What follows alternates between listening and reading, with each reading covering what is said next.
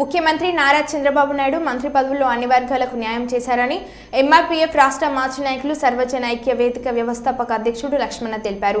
B తాండ్రపాడులోని లక్ష్మణ కార్యాలయంలో ఆయన media సమావేశంలో మాట్లాడుతూ గత ప్రభుత్వం అరాచకంగా పాలించినందుకే ప్రజలు ప్రతిపక్ష హోదా కూడా కల్పించలేదన్నారు. ముఖ్యమంత్రి చంద్రబాబు నాయుడు పాలకులుగా కాకుండా సేవకులుగా పనిచేస్తామని చెప్పడం హర్షించదగ్గ విషయమన్నారు.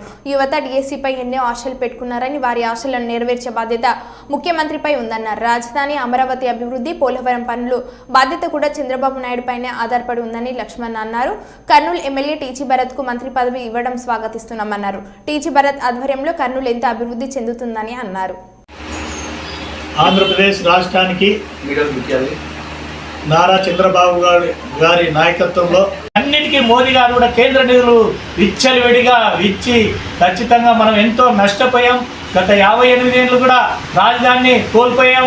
హైదరాబాద్ నగరం అభివృద్ధి చెందింది. హైటెక్ సిటీ అవన్నీ కూడా చంద్రబాబు నాయుడు గారే చేశారు.